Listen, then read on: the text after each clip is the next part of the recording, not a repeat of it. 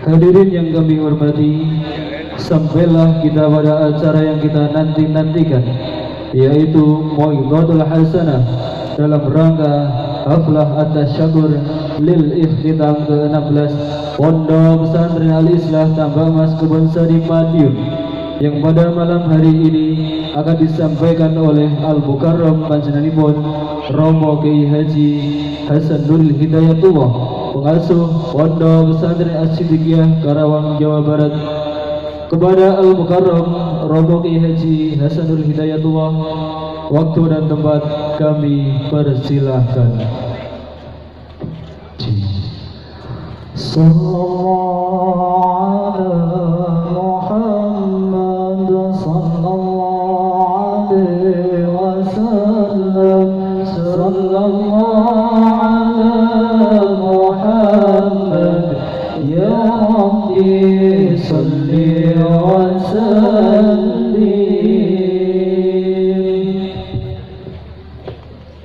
Assalamualaikum warahmatullahi wabarakatuh. Bismillahirrahmanirrahim. Alhamdulillahi rabbil alamin. Allahumma salli wa sallim ala sayyidina Muhammadin wa ala ali sayyidina Muhammad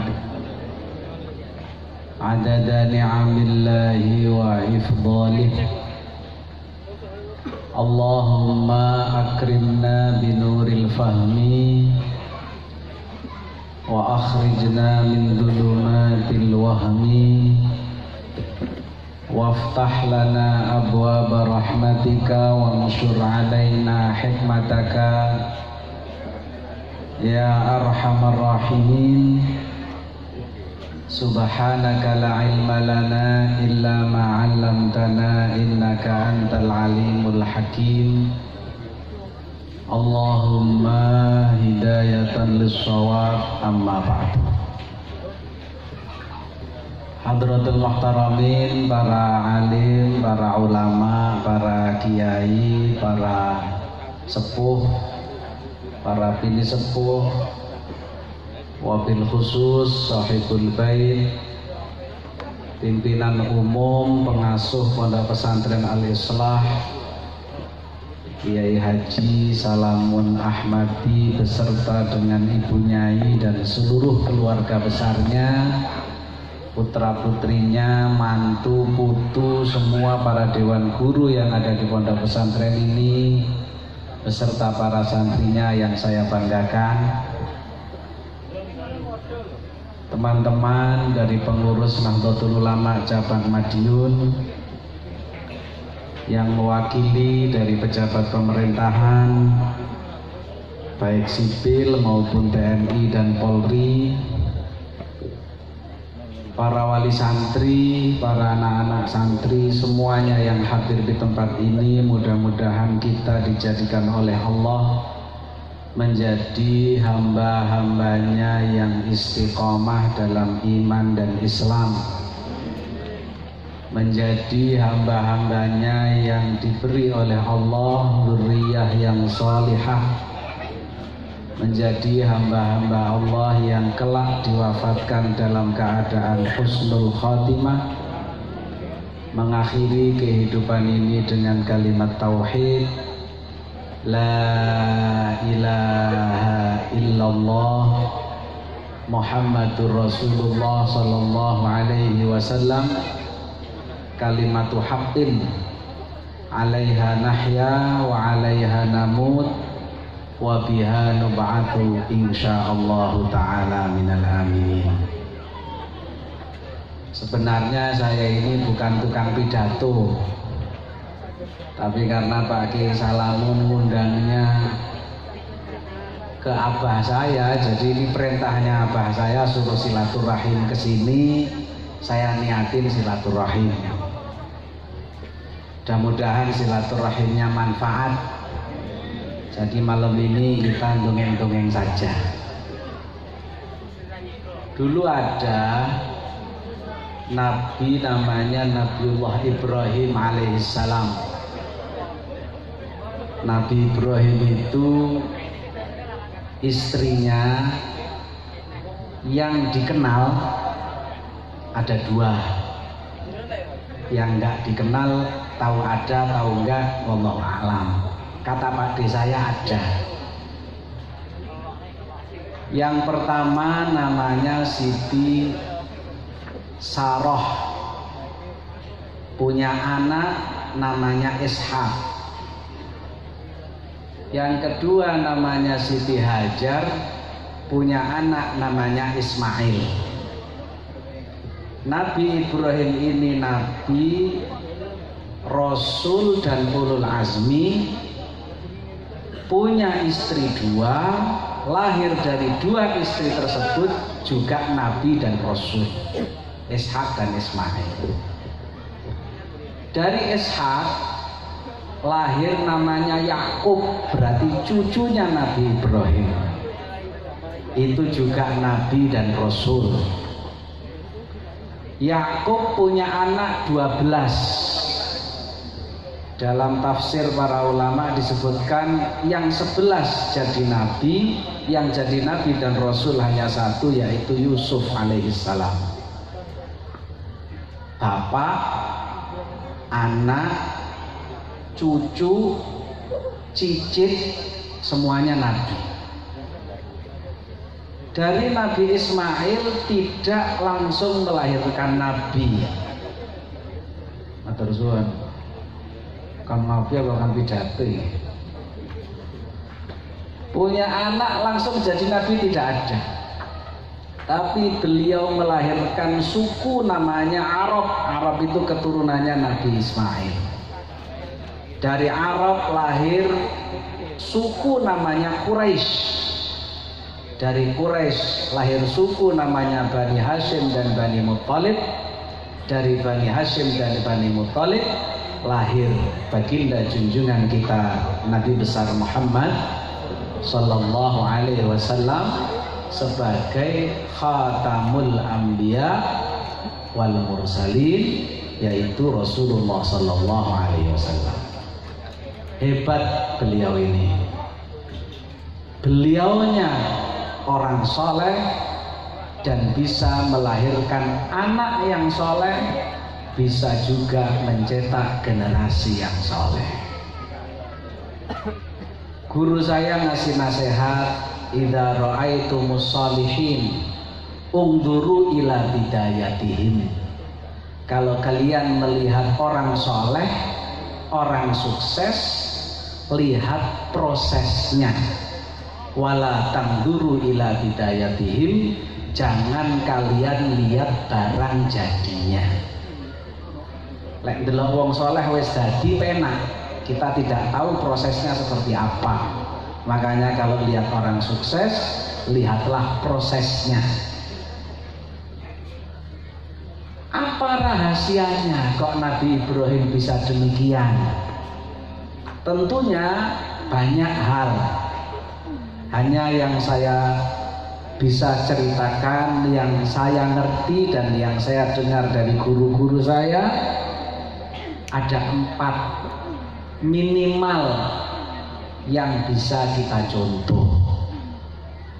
1, Nabi Ibrahim sebagai orang tua adalah sosok yang tidak pernah nyumpahin orang lain, baik yang memusuhi maupun yang ditemani oleh Nabi Ibrahim. Sing apik teng Nabi Ibrahim didongakne apik, yang jahat kepada Nabi Ibrahim tetap didongakne apik. Dalam Al-Quran diabadikan oleh Allah Subhanahu wa Ta'ala, beliau menyampaikan, waman tabi'ani fa innahu minni waman asani fa innaka ghafurur rahim. Jadi tidak pernah nyumpai, dan itulah yang dilakukan oleh baginda junjungan kita Nabi besar Muhammad Sallallahu Alaihi Wasallam, beliau dirusui umatnya seperti apa saja, tidak pernah mendoakan jelek. Beliau selalu mengatakan, Allahumma hdi qaumi fa innahum la ya'lamun, sehingga Allah Subhanahu wa taala memberi hadiah istimewa untuk baginda junjungan kita Nabi besar Muhammad sallallahu alaihi wasallam. Allah menyampaikan di dalam Al-Qur'an, innama yuridullah liyudhiba ankumur rijsa ahlal baiti wa yutahhirakum tathira. Jadi proses generasi yang soleh itu dimulai dari orang tuanya. Tidak cukup titip gene kiai, Pak Kiai kula titip anak kula, jenengan pecut nggih monggo, jenengan deleple nggih monggo, sing penting anak kula dadi tiyang sae. Tapi orang tua tidak punya ikhtiar, itu tidak cukup. Kepribadian orang tua mempunyai dampak untuk kesolehan anaknya. Yang nomor 2, Nabi Ibrahim sangat mempunyai sugesti terhadap kekuatan doa, sehingga di dalam Al-Quran hampir semua doa yang diabadikan dari doanya Nabiullah Ibrahim alaihissalam itu tidak ada doa yang ketinggalan kata dzurriyyah. Rabbi ja'alni muqimas salati wa min dzurriyyati Rabbana waj'alna muslimaini laka wa min dzurriyyatina Rabbana inni askantu min dzurriyyati. Jadi kekuatan doa ini dipercaya sangat mempunyai keistimewaan yang luar biasa. Karenanya saya juga kadang-kadang penasaran, dulu saya nanya sama mbah nenek saya, kok bisa mencetak anak-anak seperti anak-anak beliau yang sekarang minimal mau pengen ngaji lah. Salah satu di antara ikhtiarnya itu adalah melalui doa, dan doanya adalah melalui suratul Fatihah. Beliau cerita sama Mbah Askandar diamanatin, setiap istrinya diperintah untuk baca surat Al-Fatihah setelah sholat 5 waktu sejumlah anaknya. Jadi lek anake telu bar sholat maca Fatihah ping telu dihadiahnya anake siji-siji. Lek anake 11 dia maca Fatihah ping 11. Siji-siji Fatihah. Kenapa? Karena di dalam surat Al-Fatihah itu di dalamnya mengandung unsur doa. Satu-satunya surat di dalam Al-Quran isinya hanya 2, At-Thana, pujian kepada Allah. Yang kedua Ad-Du'a, itu hanya surat Al-Fatihah. Mulai Bismillahirrahmanirrahim sampai dengan Maliki Yaumiddin itu At-Thana, pujian kepada Allah. Kemudian mulai Ihdinas Shiratal Mustaqim sampai akhir surat itu isinya doa. Orang yang menghadiahkan bacaan suratul Fatihah untuk anaknya, secara tidak langsung dia sudah memohon kepada Allah pengen anak yang difatihai jadi orang soleh. Kenapa? Karena di dalam Al-Quran ada istilah namanya tafsirul Quran bil Quran. Ayat Al-Quran satu dijelaskan oleh ayat Al-Quran yang lain. Contoh, wa innaha lakabiratun illa 'alal khashi'in. Orang khusyuk itu siapa? Alladzina yadhunnuna annahum mulaqu rabbihim wa annahum ilaihi raji'un. Begitu juga di dalam surat Al-Fatihah. Surat Al-Fatihah itu kita mintanya apa? Ihdinas Shiratal Mustaqim. Shiratal Mustaqim itu yang bagaimana? Shiratal ladzina an'amta 'alaihim. Siapakah orang yang an'amta 'alaihim itu? Dijelaskan dalam ayat yang lain, ma'al ladzina an'amallahu 'alaihim minan nabiyyin wasiddiqin wasyuhada wassalihin. Berarti wong sing maca surat Al-Fatihah untuk anaknya itu secara tidak langsung mohon agar anaknya jadi orang soleh. Tidak ada kenikmatan hidup yang melebihi punya anak yang soleh. Jadi kekuatan doa, dan Doa itu adalah silahul mukminin, senjatanya orang mukmin. Terakhir senjata yang paling ampuh adalah doa. Bagaimana doa ini mempunyai kekuatan yang luar biasa. Tapi Al-Habib Abdullah bin Ali Al-Haddad dalam kitabnya Nasaihud Diniyah wal Wasaya Al-Imaniyah, beliau menyampaikan orang itu kalau pengen doanya mustajabah syaratnya ada 70 aku ya hafal kabeh. Cuman beliau menyampaikan wa a'dhamuha luqaimatul halal. Syarat yang paling berat itu adalah suapan makanan yang halal yang masuk ke dalam perut. Nah sekarang ini umat Islam digoda bagaimana biar tidak peduli dengan halal dan haram sehingga senjatanya menjadi tumpul. Doanya jauh dari ijabah karena hijabnya semakin tebal antara dirinya dengan Allah Subhanahu wa taala. Na'udzubillahi min dzalik. Jadi doa itu mempunyai kekuatan luar biasa. Orang-orang dulu doanya mustajabah. Beda dengan orang-orang akhir zaman. Kita ini masih mustajabah karena masih mampu orang dulu. Kalau sudah nggak mampu orang dulu ya wallahu a'lam bishawab. Nah, ini doa mempunyai kekuatan yang luar biasa. Yang ketiga, Nabi Ibrahim hati-hati milih guru untuk anaknya. Ketat. Rabbana wab'ats fihim rasulan minhum yatlu 'alaihim ayatika wa yu'allimuhumul kitaba wal hikmah wa yuzakkihim innaka antal azizul hakim.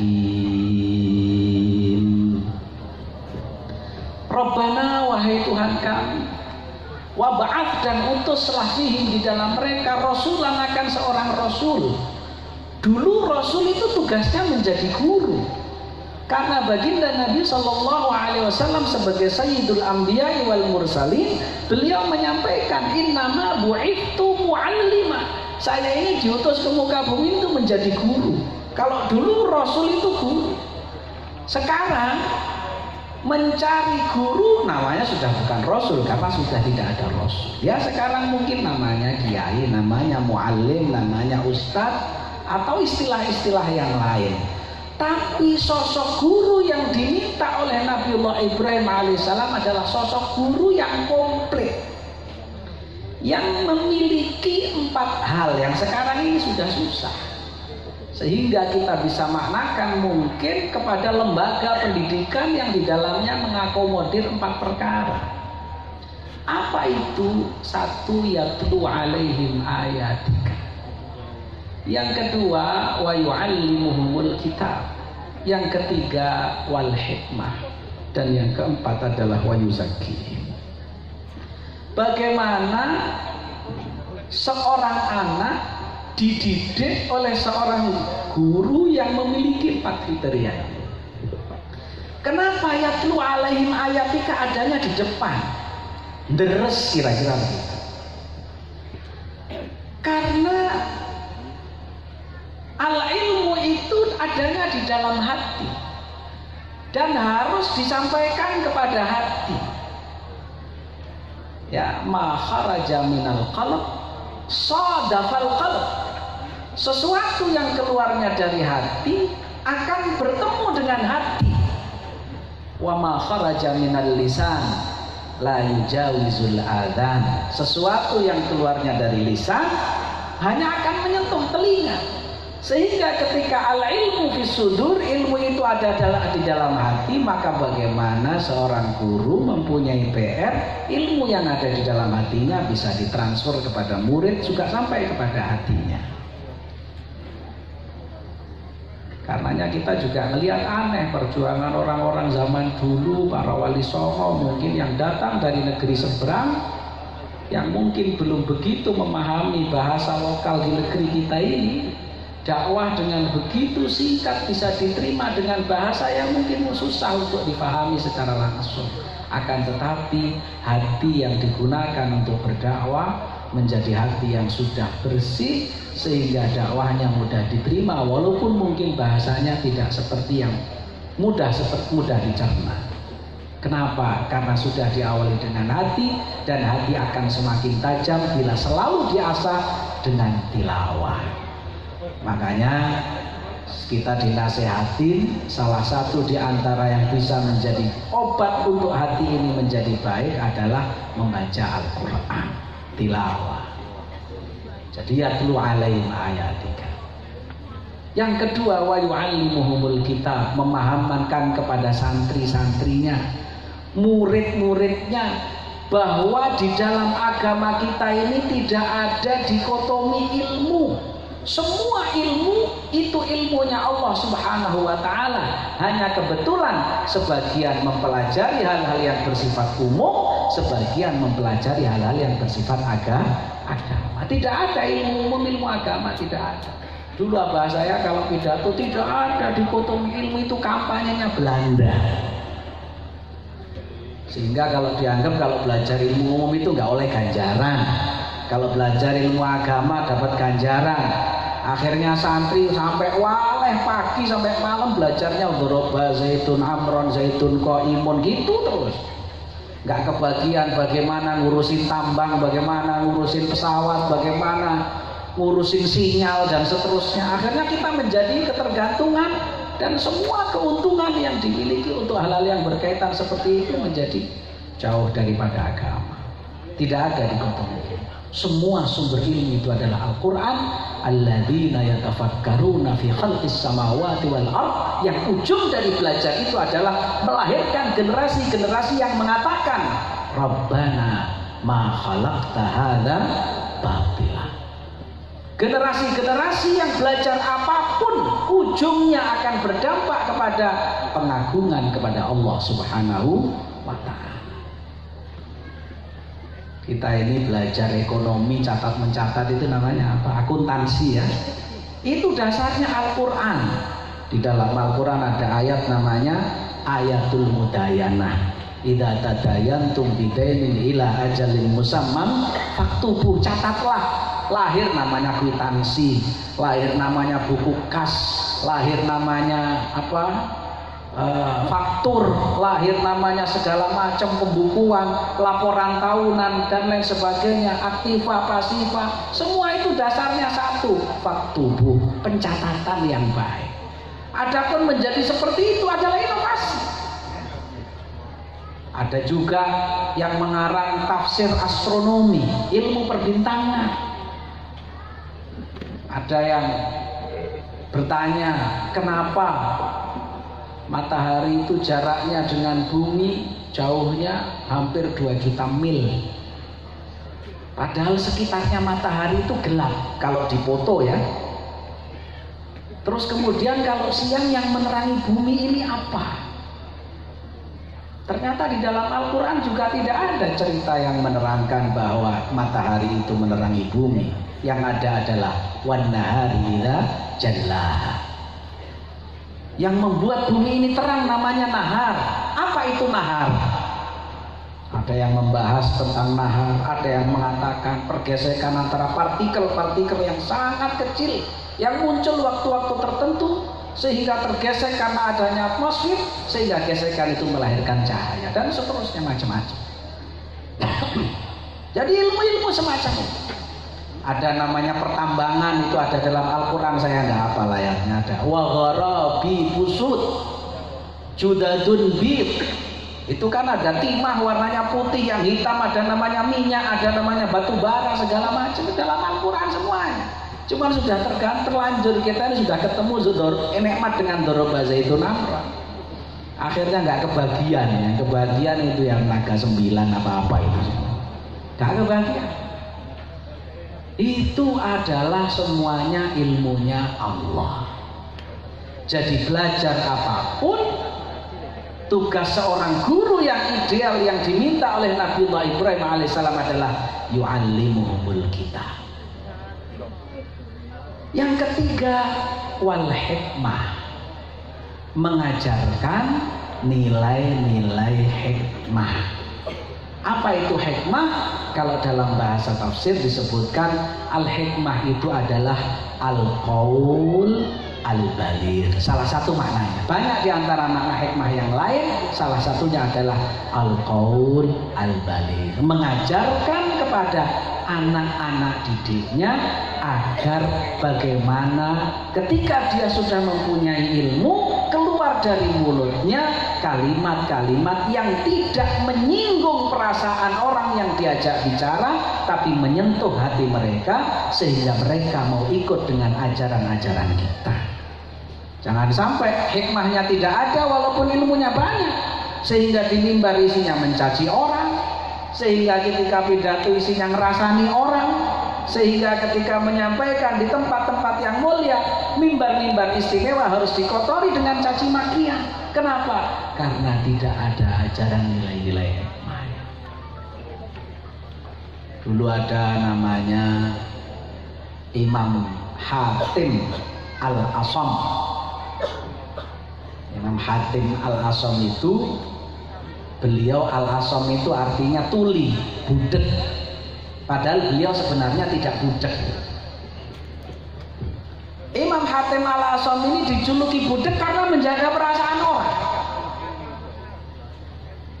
Suatu saat kedatangan tamu perempuan, masih muda, pengen tanya tentang urusan agama, belum nanya, baru duduk di depannya kiai, kentut.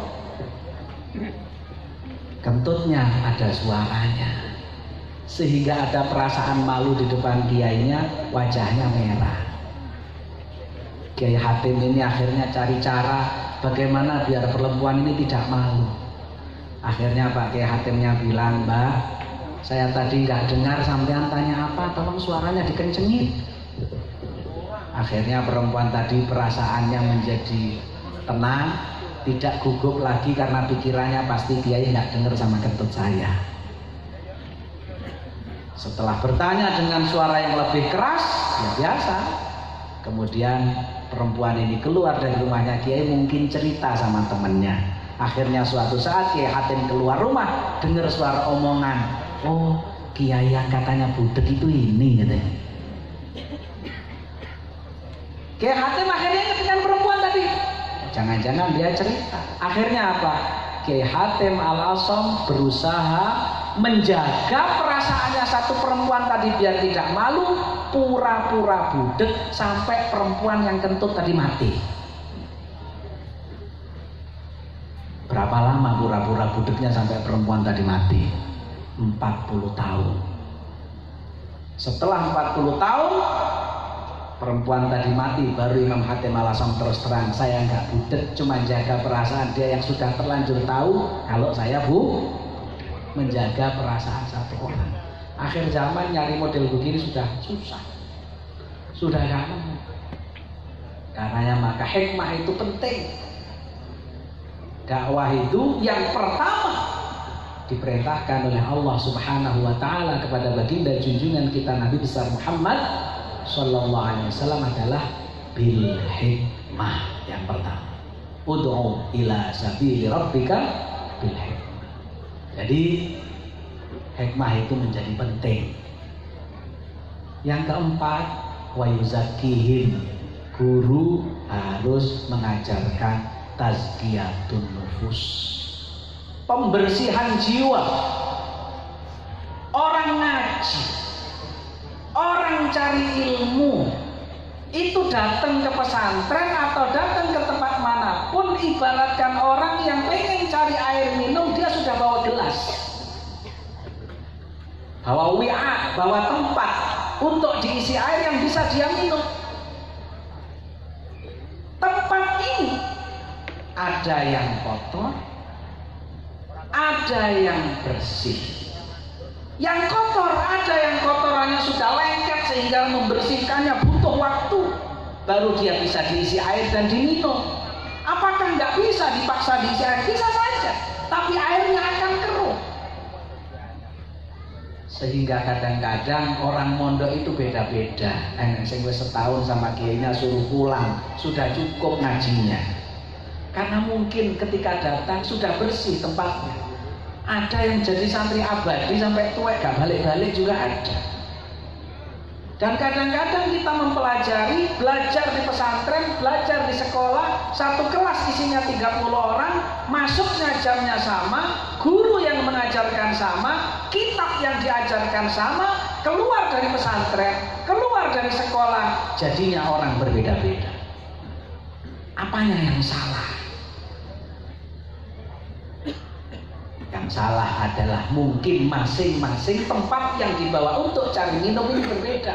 Sehingga penting biar ini diproses, dibersihkan dulu baru diisi dengan air, sehingga air itu ketika diminum tidak menjadi penyakit. Dan yang paling berat, kotoran yang sulit untuk dihilangkan adalah penyakit kesombongan.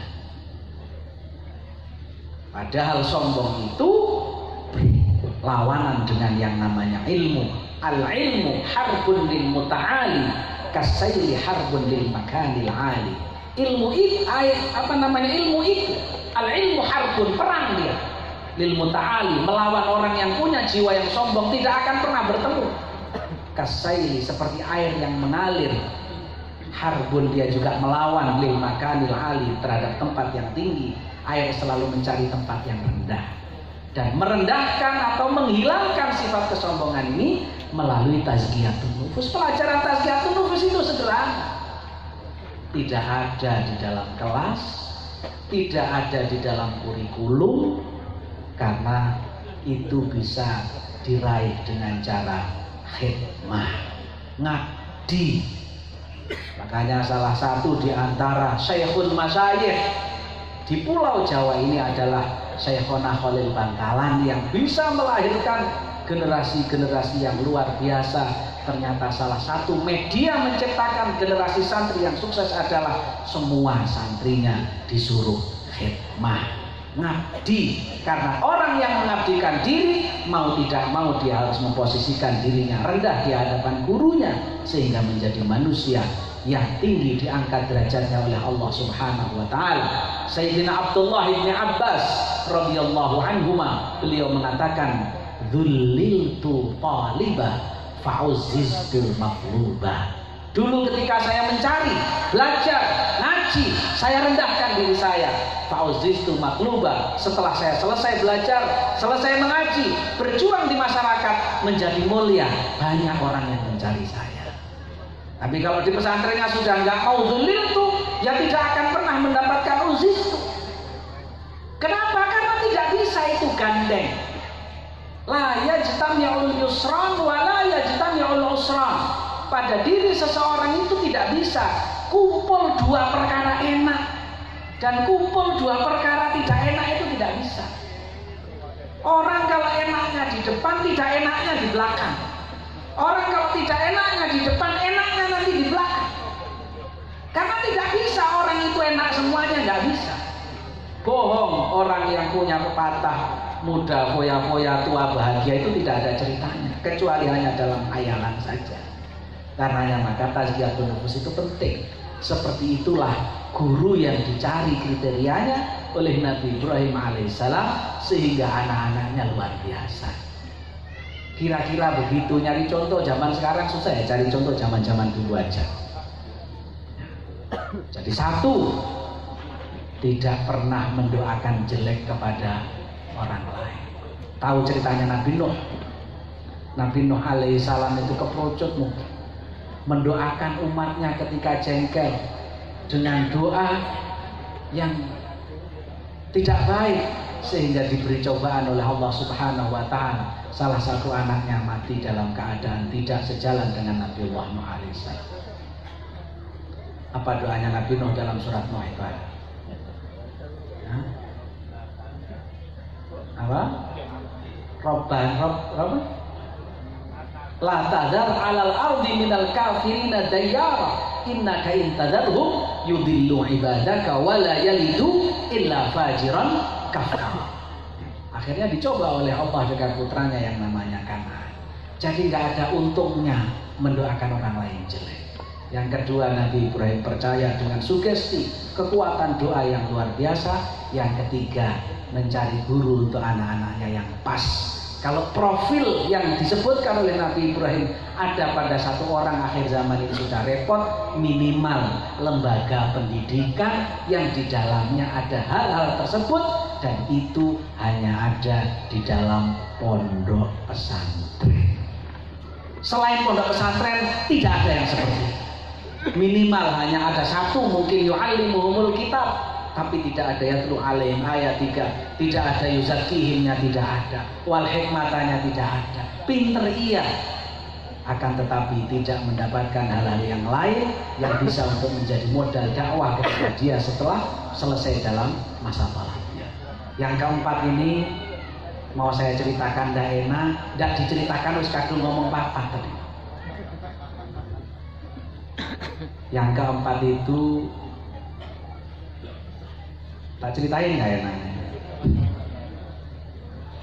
Ibunya harus rela kalau bapaknya punya lagi. Tuh kan jadi masalah kalau saya terusin. Rata-rata orang itu kalau istrinya lebih dari satu, anaknya bagus-bagus, rata-rata. Tidak semua ya. Saya tidak maksud apa-apa, saya cuma cerita Nabi Ibrahim tadi begitu. Saya cerita mbah saya juga begitu. Ini saya ada Pak Lek saya, ada Man Wahid, mbahnya Man Wahid juga begitu. Dilalah gitu. Tapi saya pernah pidato begini lupa, pas acara haflah asidiki ada mertua saya. Saya turun, kata beliau bilang, apa gak enak bahan pidato sing liyane ya. Tapi ya kurang lebih demikian. Itu adalah sosok yang istimewa, yaitu Nabiullah Ibrahim alaihissalam. Kalau sudah punya generasi yang soleh, sudah selesai hidup kita ini. Guru saya nulis kitab namanya Al-Manhajus Shawi fi Syarhi Thariqah Al-Ba'alawi. Di sana disebutkan ada satu cerita. Satu anak mau dimasukkan ke dalam neraka, oleh Allah dilarang, di stop. Tanya dulu dengan 4 pertanyaan. Kalau salah satunya jawabannya ada yang pas, jangan dimasukkan neraka, pindah ke surga. Ditanya pertanyaan pertama, pernah hadir majelisnya orang soleh apa tidak? Jawabnya tidak pernah. Berarti soal nomor 1 sudah kelewat, gak bisa menyelamatkan dia. Pertanyaan nomor 2, kalau dengar namanya orang soleh, seneng apa tidak? Jawabnya tidak. 2 pertanyaan sudah gagal. Pertanyaan nomor 3, namanya mirip namanya orang soleh apa tidak? Diurut-urut mulai Nabi Adam sampai zaman orang ini nggak ada namanya orang soleh yang mirip. Sehingga 3 pertanyaan dia sudah gagal, tinggal 1, ini gagal, neraka urusannya. Pertanyaan yang terakhir, duwe konco apa ora? Sing koncone tahu hadir majelis wong soleh. Bukan dia, temannya. Punya teman atau tidak, yang temannya ini pernah hadir majelisnya orang soleh. Temannya ini kalau dengar namanya orang soleh senang. Dia jawab, saya punya teman, dia rajin hadir sholawatan, rajin hadir pengajian. Tapi teman saya, bukan saya. Karena punya teman yang punya hubungan dengan orang soleh, jadi sababianya orang ini selamat dari nerakanya Allah. Apalagi kalau yang soleh anak dewe, jadi jaminan. Karena anak yang soleh itu salah satu tabungan yang tidak pernah akan habis sampai mati, karena salah satunya adalah awaladin sholihin yad'ulah. Jadi soleh itu penting. Pun buat usaha aneh-aneh, jaluk rizki saking Gusti Allah, muga-muga anak putu dadi wong soleh. Karenanya itulah, mudah-mudahan anak-anak kita yang diwisuda jadi orang-orang yang soleh-solehah. Anak-anak kita yang di rumah jadi anak-anak yang soleh dan solehah. dan kita juga mudah-mudahan disoleh dan disolehkan oleh Allah Subhanahu wa Ta'ala. Mungkin ini saja silaturahim saya malam ini. Jenenge Raiso Pidato ya sebisanya itu mendongeng-dongeng begitu, mudah-mudahan ada manfaatnya. Dan ini bagian sekali lagi amanat orang tua saya, silaturahim ke dalam pesantrennya Pak Kiai Salamu. Ini jenenge dengan pusat. Karena sing ngundang langsung dikongkon bapak sing nelpon. Tadi kula mboten bisa nolak, alhamdulillah saat ini amanat sudah saya jalankan, dan silaturahim sudah saya lakukan, mudah-mudahan dan ganjarannya birrul walidain. Kula ape suwi-suwi mboten penak ten mriki enten sing biasa natur kula jek cilik nggih. Dadi kok konangan lek suwi-suwi. Muga-muga sedaya dadi wong sehat walafiat. Matur suwun, kurang lebihnya mohon maaf. Hadanallah wa iyyakum ajma'in, ja'alanallah wa iyyakum mimman yastaujibu syafa'ata sayyidil mursalin, ihdinas siratal mustaqim, wallahul muwaffiq ila aqwamit thoriq. Wassalamualaikum warahmatullahi wabarakatuh. Al-Fatihah. A'udzu billahi minasyaitonir rajim. Bismillahirrahmanirrahim. Alhamdulillahirabbil alamin. Arrahmanir rahim. Maliki yaumiddin. Iyyaka na'budu wa iyyaka nasta'in. Ihdinas siratal mustaqim. Siratal ladzina an'amta 'alaihim ghairil maghdubi 'alaihim waladdallin. Allahumma shalli wa sallim ala sayyidina Muhammad wa ala ali sayyidina Muhammad walhamdulillahi rabbil alamin. Hamdan yuwafi ni'amahu wa yukafi mazidah. Ya Rabbana lakal hamdu kama yanbaghi li jalali wajhikal karim wa li'azimi sultanik. Ya awwalal awwalin, ya akhiral akhirin, ya dzal quwwatil matin, ya rahimal masakin, ya arhamar rahimin. Allahumma aslih lana dinana alladhi huwa ismatu amrina, wa aslih lana dunyana allati fiha ma'ashuna, wa aslih lana akhiratana allati ilayha ma'aduna, waj'alil hayata ziyadatan lana fi kulli khair, waj'alil mauta rahatan lana min kulli syarr. Rabbana taqabbal minna innaka antas sami'ul alim wa tub 'alaina ya maulana innaka antat tawwabur rahim.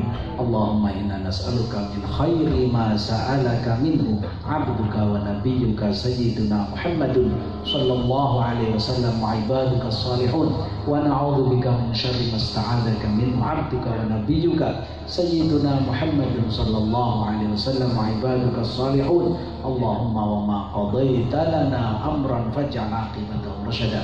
Wa sallallahu ala sayyidina Muhammadin wa alihi wa sahbihi wasallam. Fadli subhana rabbika rabbil izzati amma yasifun wa salamun ala al mursalin walhamdulillahi rabbil alamin wal 'alamin.